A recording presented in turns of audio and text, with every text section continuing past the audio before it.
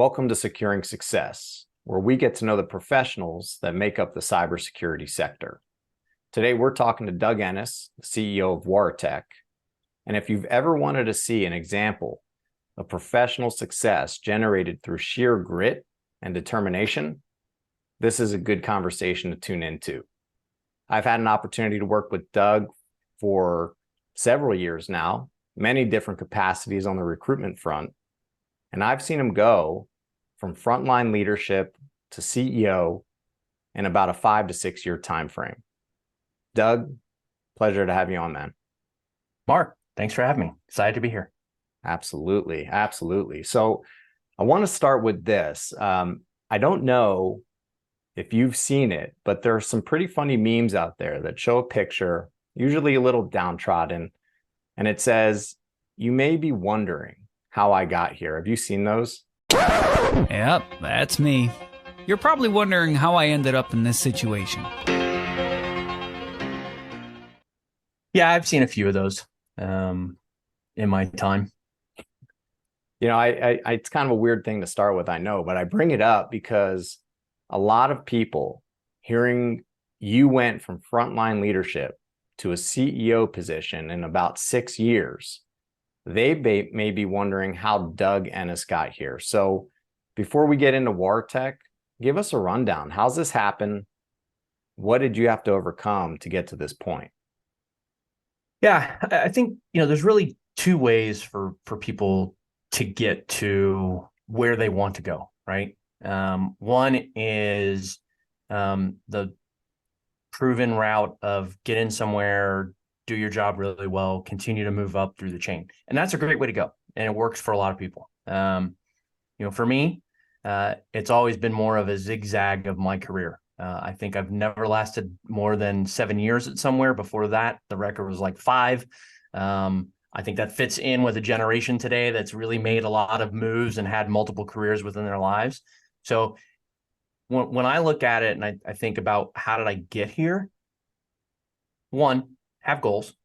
I'm not going to necessarily say that I had a goal that said CEO, but I definitely had a goal to move up into executive management. Look for the opportunities that present themselves to get you there. And probably, and I know it's the old adage saying, learn from your mistakes. There is no question in that 5 years, I had a few bumps and bruises. and the question you have to ask yourself is, what did you learn from those and how can you correct those going forward? Lastly, it's not going to be perfect. Even when you think you've asked all the right questions, and I know we'll talk about some of this stuff, but even when you think you've asked all the right questions, when you think you know as much as you know, you're never going to know everything until you're on the inside. And that's just the nature of any change, whether it's executive leadership or a sales rep or a pre-sales person making a change. It's always going to be that way, right? The grass is not always greener. The question is it green enough for you, and what can you do with it? And so that was sort of the spot. I will tell you that the probably the most surprised, if I want to say that, of my network was the company I worked for just previously before Waratek, to go from them to CEO pretty quickly. Was on that side of it. I got a lot of quick calls from them on like, how'd you do that space with it? So, yeah.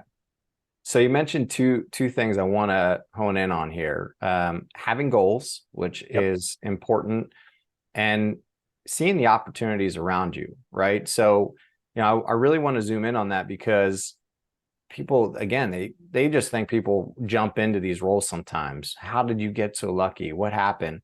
But it's more about having some sort of path. And like you said, it's never going to be perfect. There's going to be bumps along the way. There's going to be mistakes. But when you have a goal and you can get there, it might not be a straight road and you can get there.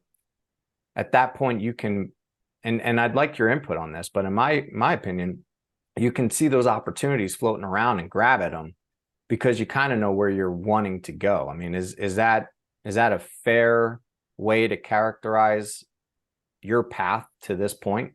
Yeah, no, absolutely. I think to sort of jump back to the first one, then I'll come to that, is cybersecurity is a small market. Yes, there are hundreds of thousands of people that are employed across, many different companies and sectors and that within cyber. There are a ton. If you go to any of the, RSA or those, you see all these different startups and companies of all different sizes from there. But still, ultimately, it really still is a small, very small subset group. And having a very good network within that group and people that have a trust and a level within you and have a respect for you just as you do for them, that ultimately is what sets the stage for opportunities like the one that I got to come to you. And those are the spots that you have to do. It's not about having an ego or anything like that focusing. It's being who you are, building good quality relationships. And those, again, when you do that right, people will think of you when the question's asked, who can I introduce somebody to? And that's where it all works out. Quality relationships, being a genuine person, right? 100%, right? Good. And it's not saying everyone's got to be your friend. That's not what I'm saying, because we all know that that's not the case. Doesn't work like that. No, it doesn't at all. And you don't also have to be a leader that's so negative or so hard on people that you have that. There's a way to do all these different components and pieces. Ultimately, at the end of the day, is be yourself, build the right relationships, have your goals, analyze where are you at, what can you do to do those things, and then lastly, don't force it, because they will come to you if you do the right things. Now, one key thing on don't force it. Don't force it doesn't mean don't take the opportunity when the opportunity comes. I'll give you a quick little story. Yeah, I'd love it. So as a sales rep, I knew I wanted to move into running a team. At a QBR in Houston, Texas, the VP of North America happened to be sitting on the couch at the hotel. I plopped up right next to him and I said, what does it take for me to run the team? If you don't tell people that you're interested, then how are they ever going to give you that opportunity? Now, it made him think. He had to put some things into perspective. The opportunities came up and I happened to be the, win out in that scenario. So it doesn't mean you're just going to get it. You still got to work for it. You still got to do the right pieces of your job. You've got to be able to stay maintained on what your job is at that point in time, but you can have this focus over here, but you have to tell people there's Absolutely. a difference there. I'll piggyback on this just from a recruitment standpoint too. And this goes for both sides, candidates and hiring managers. At the end of the day, I tell both parties, let them know that you're interested, because otherwise you're making them guess. And when people have to guess, they don't have the information they need. They start making up stories to fill in the blanks. And you don't want that, especially if you're interested either in the opportunity or the professional that you're interviewing. Let them know, because at the end of the day, they won't otherwise. And so the fact that you went and you put it out there, you told this North American sales leader that you were interested, there was no way for this person to just know it instinctually. You let them know it. You had an opportunity presented to you because of it. You competed and you won, and here you are. Exactly right. Fantastic. So let's shift gears to Waratek, Doug. A lot of people might think taking a CEO role is a no-brainer. And I've got to imagine, especially knowing you, that there was something attractive to this company and opportunity outside of just the title. So tell us about Waratek and why the company is exciting to you. Yeah, no, it's always, hey, we've all chased titles before in our life, right? And sometimes those work out for you and sometimes those don't. I think that's just a good way to look at it when it goes through those things. Specifically when it comes to Waratek, so my background out of school is actually a coder. I couldn't write code right now if I wanted. Well, that's not true. I could if I wanted to. It would just be really ugly, and that's you'd have to set a goal. And that just is, I got a lot of other things I got to work on. Yeah.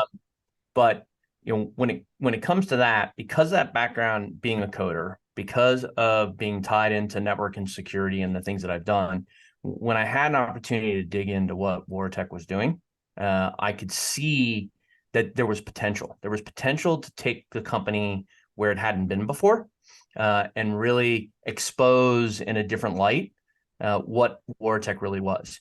The company really never had a leader that had this background from a sales, marketing, and technology standpoint, that trifecta that you somewhat look for.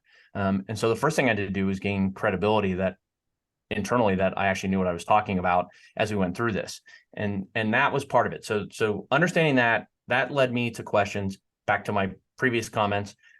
History also led me into some questions from there. But what it ultimately boils down to, and part of why this logo here is our new logo, one of the fun projects of rebranding the company, is that when you look at application security and you look at an octopus utilizes its tentacles independently and autonomously to protect itself from attack, building a shell around it. That's exactly what Waratek does for applications.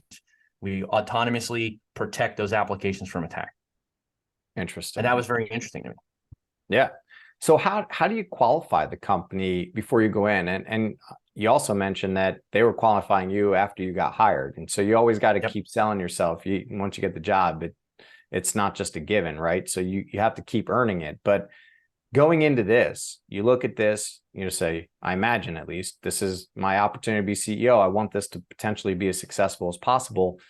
What questions are you asking? What are you looking at to make sure this is the right one for you? Yeah, I mean, it's always hard on the outside, as we sort of were talking about, to get to the full answers that you always want to look at. From a company side, I think it's generally a little bit straightforward in terms of being able to look at what's the growth rate, who are the key people leading the tech decisions, who are the top tier customers that are utilizing the tech, what's the market say about it, and what sort of happened in the market too. So some of this is external research that you can do on your own as you move through that. Seeing the tech, I think even at this level, especially in a startup, you have to be able to see it. One of the things it does for you as well, just as a side note, is that it starts your brain thinking about, okay, where could I go with it? Because you have to have a vision coming in. You can't just step in as CEO and without some type of vision and some presentation around what you want to do with that, right? Sure. So it formulates all those different parts. Definitely financials, all the things that you would look at from a funding, a raising standpoint. Who are the investors? What are their ties to this? How can they benefit you, not benefit you? Where do you see a gap that you can go in and fill down the road? All those are the different parts that you sort of move through. I also spent a little bit of time, and this is one thing I love about LinkedIn, is I found some ex-employees and went and chatted with them about why they're no longer there. And one of the common themes I found was that they all really liked Waratek. It had nothing to do, it was just an opportunity for them to go do something different. And I think we've all had those come to us from that side. But I didn't find anyone in my research that had a real negative thing to say about Waratek and the tech, outside of that it needed a fresh start from a marketing and a messaging standpoint. And that's something I could run with. Yeah, especially given your background. So I know you're a confident guy, and I mean that sincerely, right? There was something that you and I talked about several years ago at a certain SKO that cemented your confidence in my mind. But were there and are there any moments where you go through a little bit of imposter syndrome? Yeah, remember how I mentioned that you can't always get all the answers on the front, and the grass always is greener on the outside as once you get in the inside. So that's going to happen. It's really about how you intake those and then think about that and then actually do something about it, or don't, because for some things it's just not worth doing anything about. For others, it's about how do you internalize that and build it into a strength so that the people that whatever this imposter syndrome piece was, or whatever this challenge was, you build it into a strength. I'll just give you a quick example from a Waratek standpoint. We had never done a cultural survey before I got here, so we did a very first cultural survey to get a benchmark of what people thought about us. What is that? Explain that, and then tell us the story. So we basically put together a Google form with about 7 questions that fit into simple things of, would you recommend your friends to come work here? Do you think we're diverse enough? There were a whole bunch of other questions. The biggest one was a list of words, positive and negative, and how people would rank those words from us. Out of the entire list that we had, only one negative word was ranked once. That was it. Everything else was a positive word. So then you take those words and you start to use those to create the actual values of the company, because that turned into that part. The one thing we did find out that people didn't like was our performance management review process. And so we spent the first year making that more electronic, making it more simplistic. And we went from about a 70% rating now to a 90+% rating on our performance review process. And there's room to improve. We've gotten feedback off of this one on what we can do, but those are the types of things that had really never happened here before. And they're just small, but yet they set the defining moments of the culture. You're taking something that was considered a negative, turning it into a positive and moving it forward with that, and then cementing what your culture and defining values will be for the company. Was it an anonymous survey? Did you know who put that negative in there? Were people worried about it? Totally anonymous. Okay.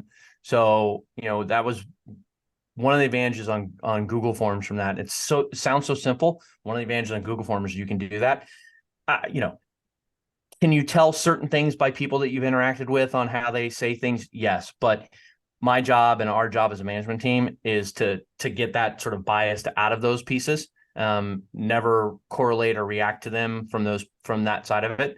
From a negative standpoint, it really wasn't actually that bad of a term, but it gives you something to work with. You don't always want all positives, right? Even the positives sometimes aren't great. You need to work through and you look at the different parts. But I'd say one of the biggest ones, specifically coming off of COVID, was flexible. Was actually almost 100% across the board from everybody, and that we took that as not just about today, but also about tomorrow. So, for example, one of the things we did with that, we implemented a policy that enables our employees to go work up to a month in the year remote, so they can go home with their family. They can go back to their home country, their hometown, and do that. There are only two rules associated with it. Rule number one is that if you're taking holiday time, like a 4-day weekend or what you want to do, that's holiday time, not work time.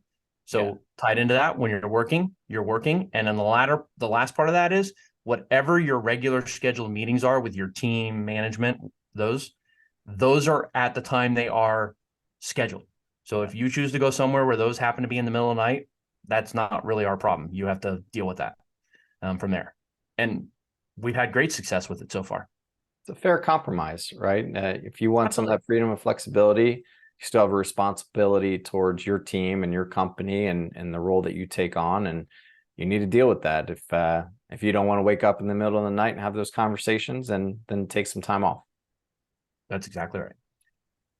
You mentioned RSA in particular, and even though there's so many startups, it's still a small community, but there are so many startups, right? Every cybersecurity segment is hotly contested. Anytime something new comes out, a new concept, all of a sudden you see 5 or 6 companies getting funded in that particular area. So you mentioned AppSec and how Waratek attacks the problem.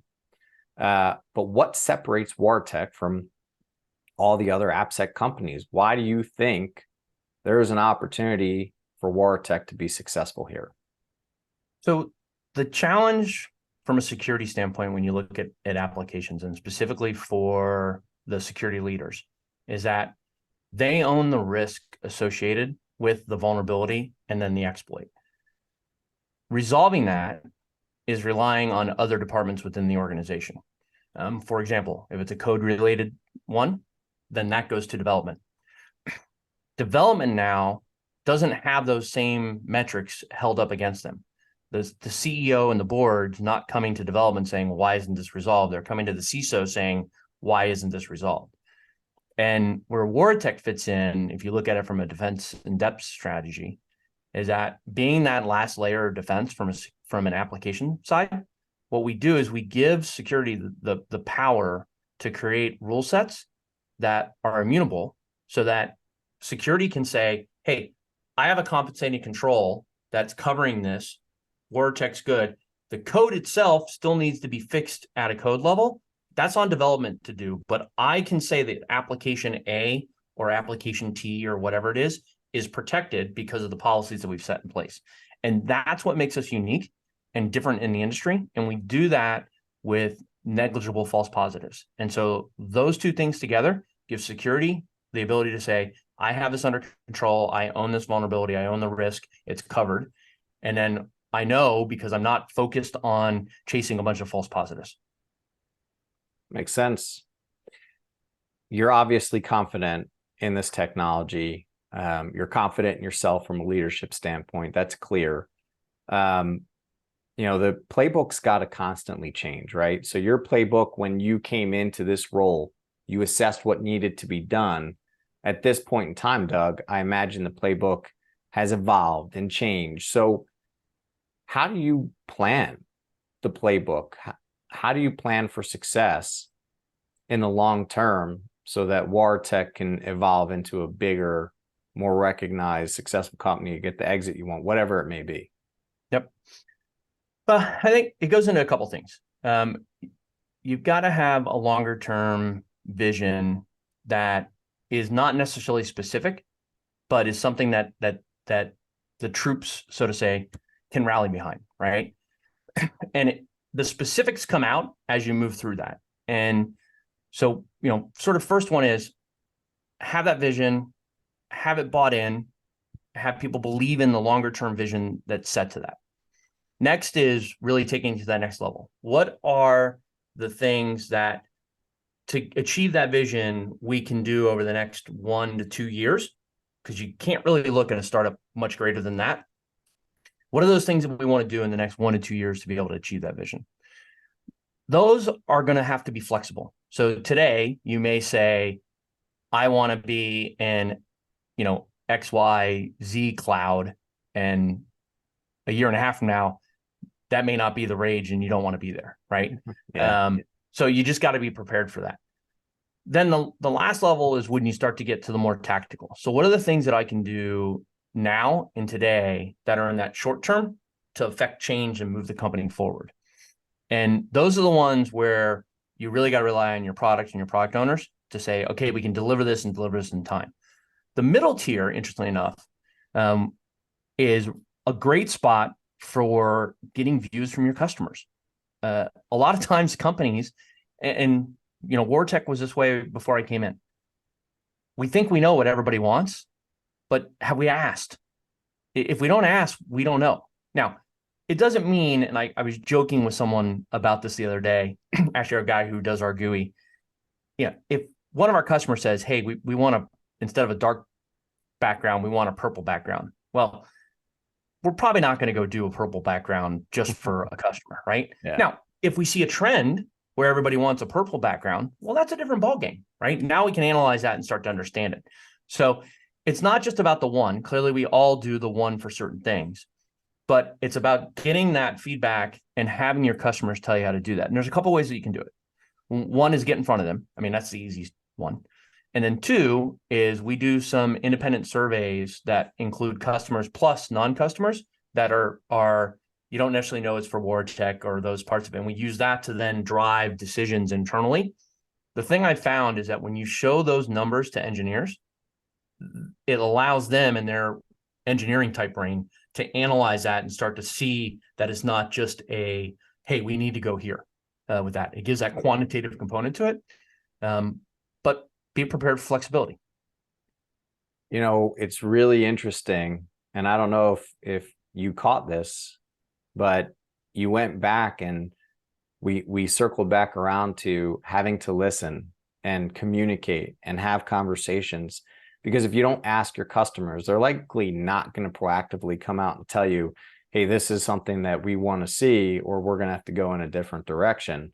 But asking, you get the answer and it's giving you an opportunity. So again, communication is obviously key to just general success. You're showing that in your use case here, and it's been like that for me as well. So I just thought that was pretty important to bring up. you obviously we're on the topic of customers. So are there specific categories of customers that Waratek particularly caters to?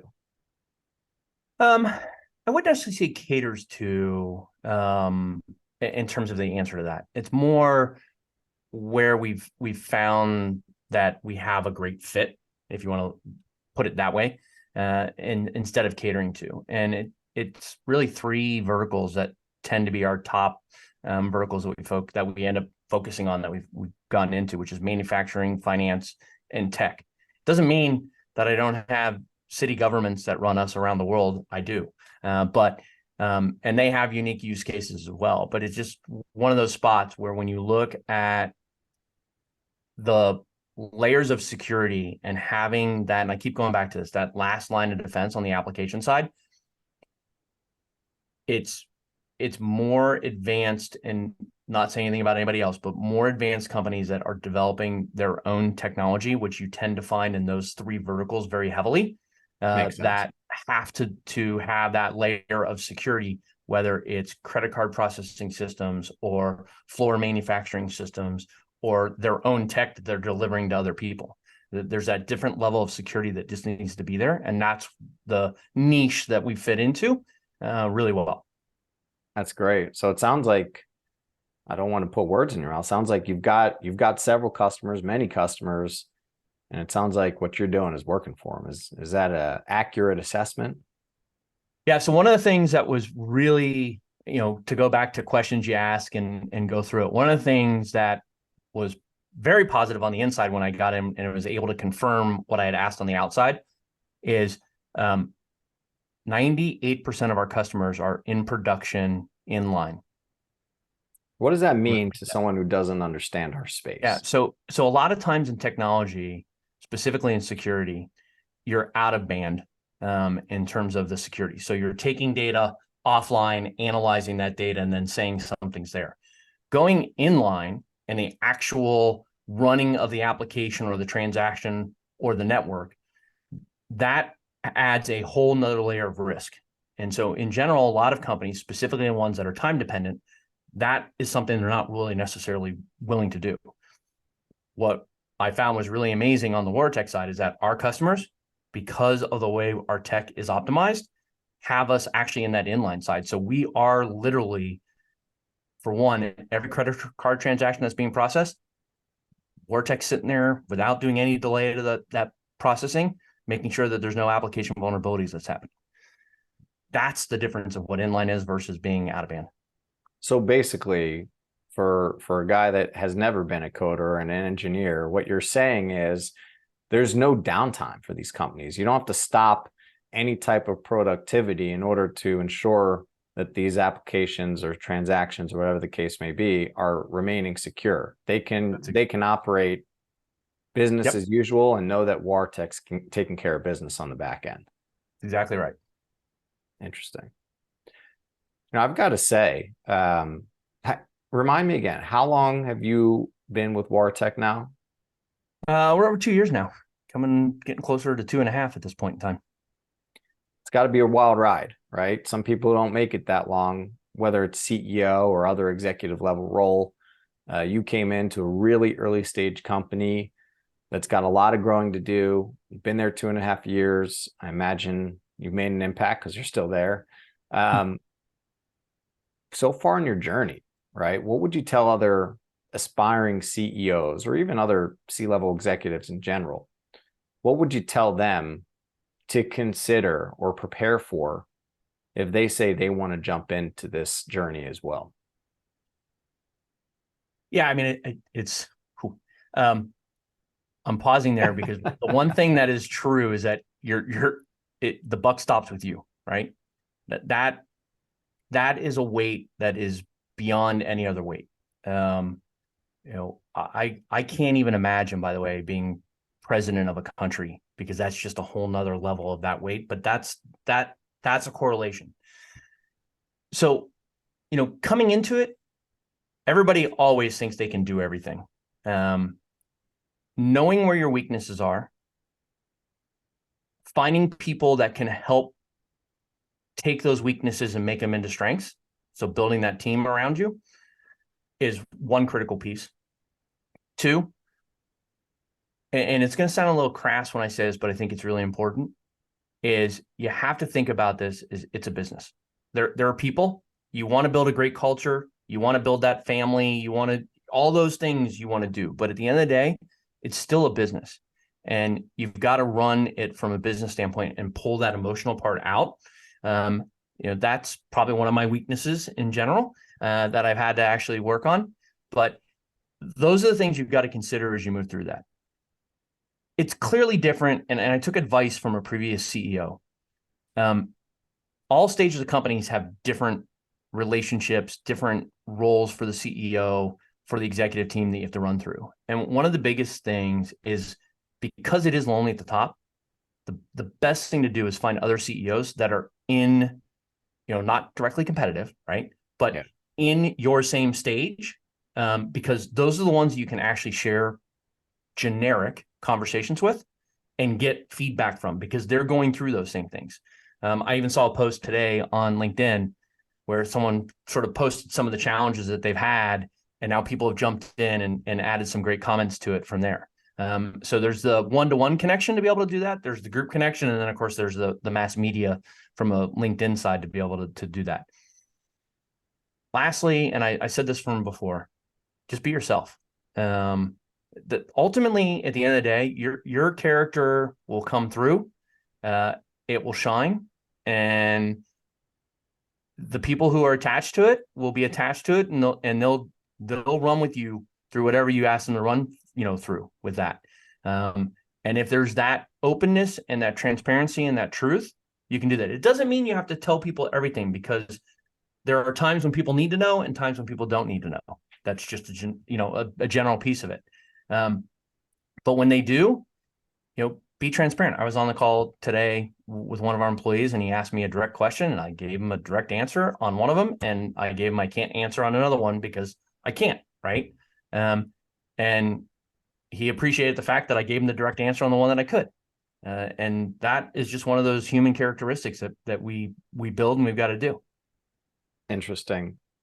I want to go back to something you said, because I think it's important, not just at the executive level, but for any professional, period. And that is that there are business decisions that need to be made.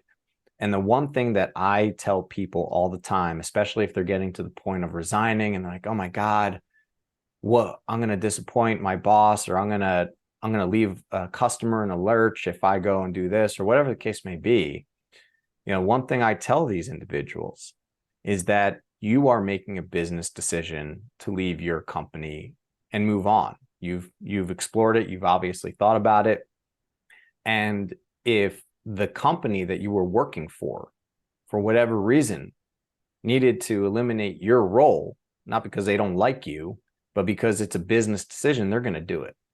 And so it's really important for everybody to work on that skill over time in making business decisions. It doesn't have to be heartless, but no one's going to look out for you and your career better than you. 100%. You and I have talked about this before. I think the thing that people need to think about as you go through it is, who are you? What are your strengths?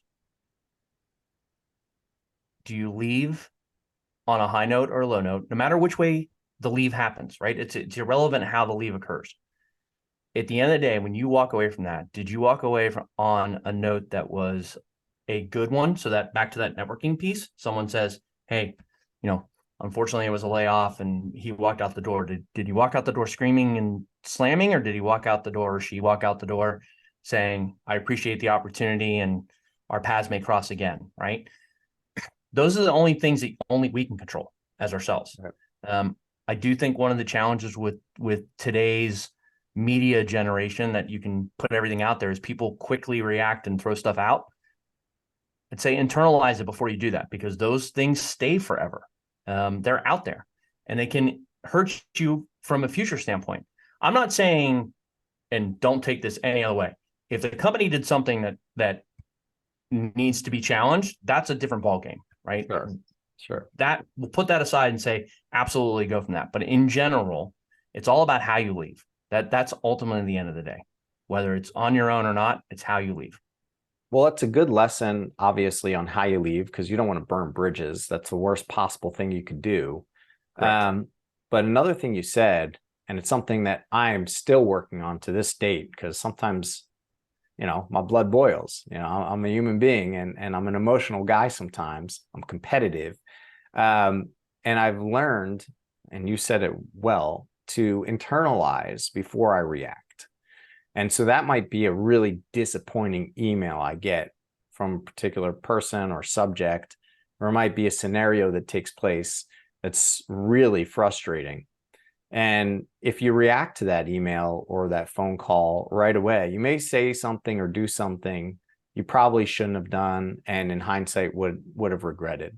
And so taking time to react, unless obviously it's just something you really need to get to right away, that has been something that I've been working on and has helped me quite a bit in terms of my relationships with my clients, my candidates, my family, anything. Yeah, no, I mean, it's trust me, I'm still working on that too. And I had a manager who sort of gave me an analogy to this, and I try to keep this in my back of my head. Um, it's like being a duck. You're calm and cool on the top of the water. Underneath the water, those feet are going like this, right? It's what people see above the water from that side of it, and we all have our moments. There's no question about it.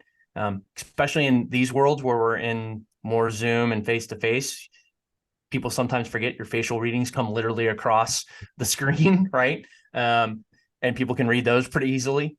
So you've just got to manage through those and go that. But I think it's, for a lot of people, it's a continuous working, and I have my methodologies that I utilize to sort of calm myself when I have to think about those pieces. I started this a long time ago, leading sales. A lot of things, you write the first email and you put it in the draft box and you come back later and read it again after you've stepped away, right? There's just little bits and pieces that you learn over time to manage through that and appreciate that.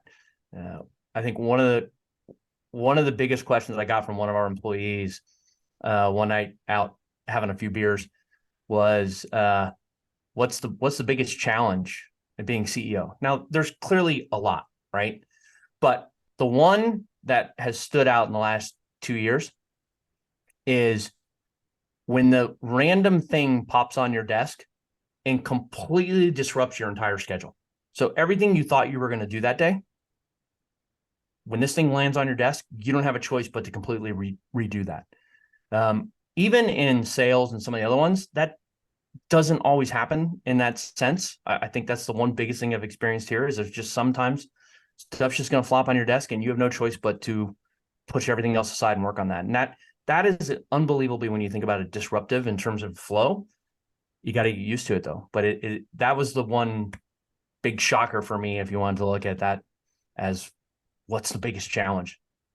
And you mentioned earlier on in the conversation that flexibility was key to running this business, and obviously both on a tactical and strategic level.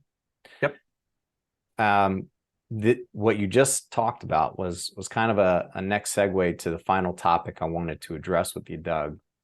And you also addressed it a little earlier in the conversation, right? There's a weight to this job. When the buck truly stops with you, you don't have anyone to kick it up to that might be able to handle it. It's on you as the CEO. There's a price to pay, right? Emotional, time, whatever the case may be. But obviously there's rewards too. So you do this for the rewards, you do this for the personal challenge, but how do you manage that weight? You've got to get into a routine. Whatever that routine is for you, that allows you to relieve that stress. I will say I probably have had the most consistent workout routine in my entire life since I started this. That is one of the ways to relieve stress. You've got to you have to take some time to unplug on certain pieces because it it's relentless, right? You're at the top. It's always going to be that way. And I don't say that in a negative way. I mean, there's great stuff that comes through as well that you want to celebrate and move through. But from those stress pieces, you've got to be able to do that and sort of separate yourself from it. Internalizing a lot of it, and a lot of people tell you that internalizing is somewhat bad. I think if you've got a strong you inside, you can really internalize some of those pieces and not necessarily bubble them up so they create a level of stress, but keep them into a spot where it's just, is it important today, not important today? Going through, that type of discussion. You've got to have good relationships outside, being able to sort of get that other stress relief where it's somewhere where you're going not to talk about work and go through those things. So I think there's a lot of different ways. Most important is that each person's unique and has to find a way. There's no question for some people, and I'm not as good at this one. There's no question for some people that I know, they have to literally take time off and step completely away and do that, regenerate your body part. I've never been really good at like taking time away from that and being 100% off, but I've learned how to do it maybe in smaller chunks to do that as a revitalization as things go. So you mentioned internalizing. For me, I do as well. I have my own stresses running this business and doing everything that I do. Maybe not at the scale of what you're doing, but I find going out and releasing that on my free time is good. I've got certain activities I like to do. Is there anything that you specifically enjoy doing in order to relieve some of that internalized stress? Yeah. Well, I mentioned working out. So that's one of the things that I definitely do. I will say, I just had this conversation this morning with my wife. I don't have an hour to go do a workout. So if I can get 20 to 30 minutes in, that's the time that I, can get into it. I also play around with music, and do some DJing on the side. That has less happened since I've taken over this role, just because it's not a priority from a time side as you get to that.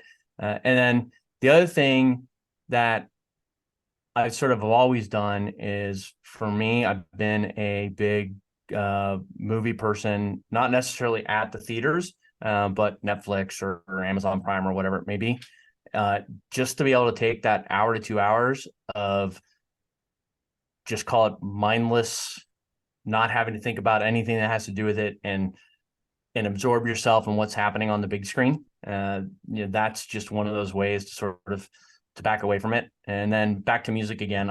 I go to somewhere around 10 to 15 concerts a year. Oh, so nice. That's another stress reliever to be able to do that. Excellent. I got to tell you, this was an insightful conversation, because obviously we learned something about Waratek, how application security can work. But your story is one that a lot of aspiring professionals, people that want to move up in their careers, need to hear, right? There's a human element to it. A lot of times that does not come through on the personas people put out on LinkedIn or in these conversations, and you did. So I appreciate you kind of letting us see everything and letting us see Doug Ennis. So for everyone listening, thank you. And stay tuned to our next segment of Securing Success.